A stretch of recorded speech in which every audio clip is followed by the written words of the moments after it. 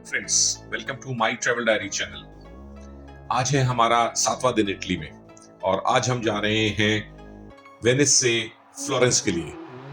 यहाँ हम पहुंचे हैं फ्लोरेंस करीब 2 घंटा 20 मिनट की ट्रेन राइड के बाद और आप देख सकते हैं panoramic view of Florence city.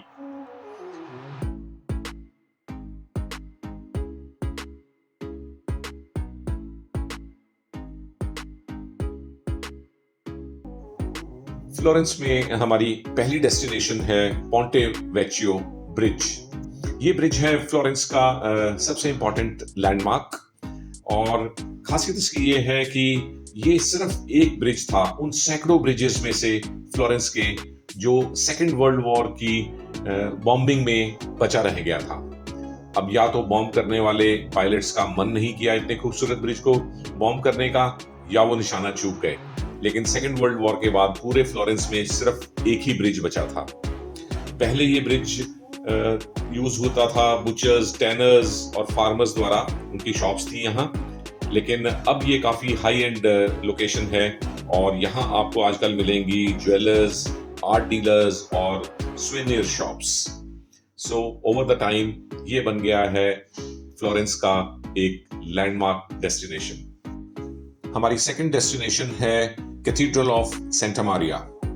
ये है, जैसे आप देख सकते हैं, एक ह्यूज बिल्डिंग। इनफैक्ट ये है एक बिल्डिंग कॉम्प्लेक्स जो बनना शुरू हुआ था 1296 एडी में और ये कंप्लीट हुआ करीब 140 साल के बाद 1436 एडी में। तो इसे बनने में करीब करीब 140 साल लगे और ये one of the biggest churches in Europe है।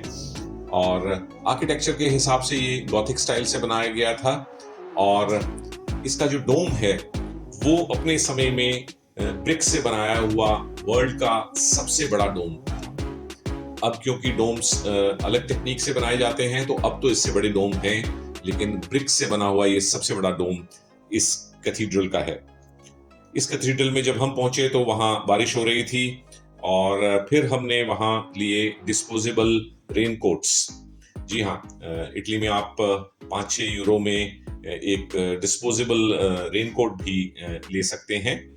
और ये पूरा कॉम्प्लेक्स एक्सप्लोर करने में हमें करीब 2 से ढाई घंटे लग गए, क्योंकि यहाँ 3 मेन बिल्डिंग्स हैं जो कि यूनेस्को हेरिटेज साइट्स हैं और इसमें एक मेन चर्च, एक बैप्टिस्ट्री और एक गॉथिक स्टाइल में बना हुआ स्टोरेज स्पेस है। और अब हम पहुंचे हैं फ्लोरेंस की एक और इम्पॉर्टेंट बिल्डिंग देखने के लिए। ये है प्लाजो वेचियो। ये एक्चुअल में ओल्ड टाइम्स में कई ड्यूक्स का पैलेस रहा है।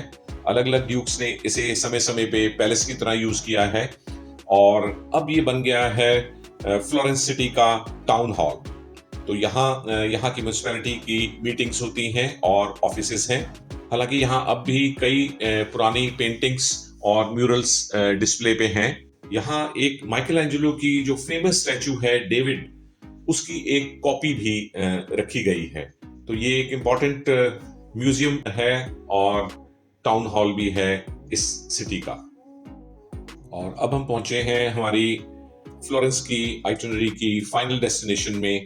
ये है उफिजी गैलरी। ये गैलरी बहुत ही इंपॉर्टेंट है आर्ट लवर्स के लिए।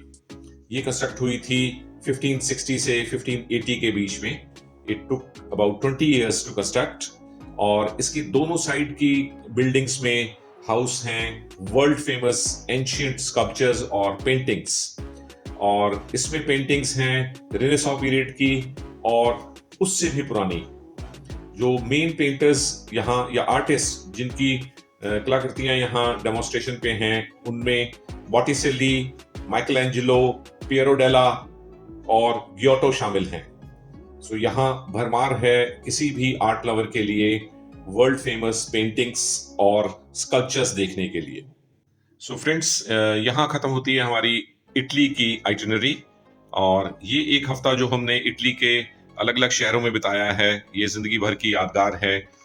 इटली का सफर यहीं खत्म करके हम लोग कल वापस जा रहे हैं इंडिया और फिर निकलेंगे अपनी अगली डेस्टिनेशन के लिए।